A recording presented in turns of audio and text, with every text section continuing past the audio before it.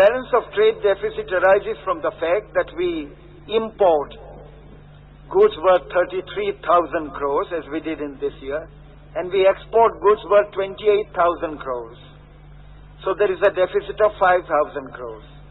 But it's not the deficit of 1 year. It has been going on year after year after year. If you ask me, is this country capable of exporting more? I think there is not the slightest doubt that it can, provided we follow the right policies. This country, I'm never tired of saying, is not poor by nature, but it is poor by policy. You have some of the finest brains in this country, some of the brightest minds. Instead of quoting my own words, let me quote the words of Riley, Sir William Riley, the Executive Vice Chairman of the International Financial Corporation. He said, India has some of the most dynamic entrepreneurs, some of the most creative business leaders, some of the sharpest commercial brains, and yet this country has to remain in this poverty because of the foolish policies we pursue and which we will not give up.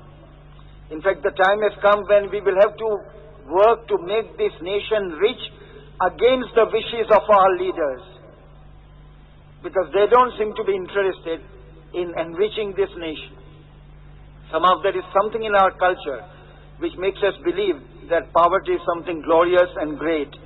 The net result that I'm quite happy to see my fellow countrymen very poor, while I myself live in reasonable comfort.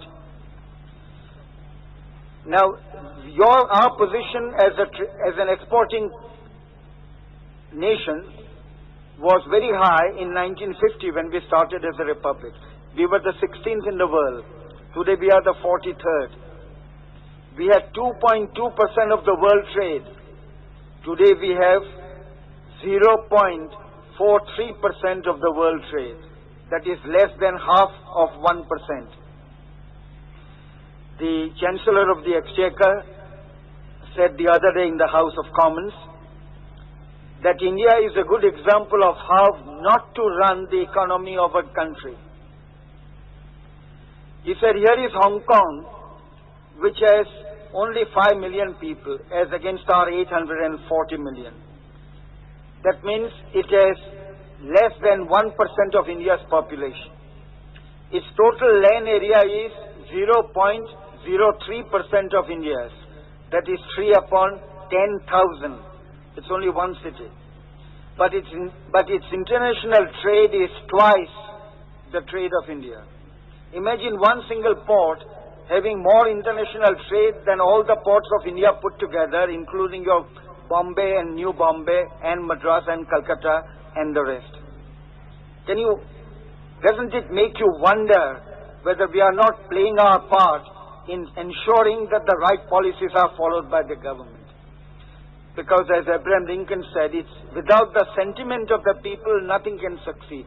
It's only when the people are aroused to realize what the rights are and what the right policies ought to be, that the right policies would be adopted. So the greatest problem, the greatest shadow is the national debt caused by this balance of payments deficit and the revenue account deficit. The next is the public sector, which of course the finance minister for the first time says he will try to dilute in a certain manner, which I'll talk of in a moment. 71,000 crores is invested in the union government public sector enterprises, which number 231, 71,000 crores.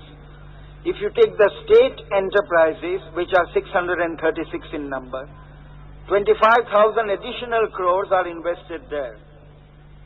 The net result, the net return to the nation is very small. In fact, among the state enterprises, some of you may not know that even the accounts are not ready for 2 years. I remember when I was on the Reserve Bank board, we kept on sending reminders to the state electricity boards to submit their accounts. No accounts are submitted. Normally it's beyond 2 years that an account comes to you. Today the state electricity board's accounts are not available for the last 2 years. So if you are asked what is the return or what is the absence of return on the capital employed, you would have to give the figures more than 2 years old. Why is this tolerated? How is it that Tata Electric companies make a profit working under restrictions as to what their profit can be? And the state electricity boards, every one of them works at a loss throughout India. Why is it that private operators are working their buses and their trucks at a profit? And the Delhi Transport Authority, government-owned, is making a loss of between 100 and 200 crores a loss every year. Is there no accountability? Will the people, one day there will be a revolution in this country. I remember when Jaiprakash Narayan used to talk of a total revolution, I said to myself, but why is the man getting so agitated? As I grow older and I come to the end of my life, I tell myself, perhaps Jaiprakash was right. What is the other answer? How will these poor people ever see daylight if you keep on pursuing policies which are so dead against the interests of the poor man? It's not as if the minister, for example, Professor Dandavate, would not care for the poor. He would. He has a heart of gold.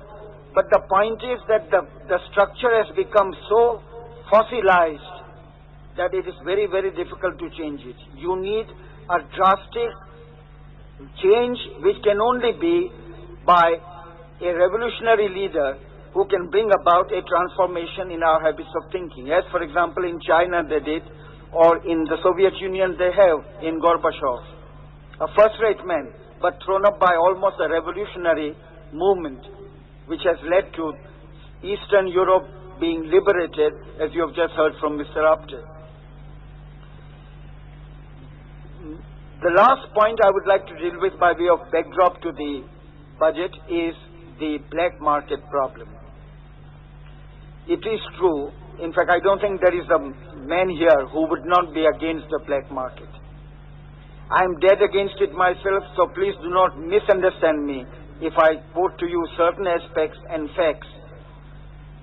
My simple point is that while the black market ought to be curbed, and every endeavor should be made to curb it, the finance minister has said in his budget speech that he proposes to have a scheme under which you can construct houses for the poor, develop rural areas, construct hospitals, etc., and no questions would be asked as to where you got your money from.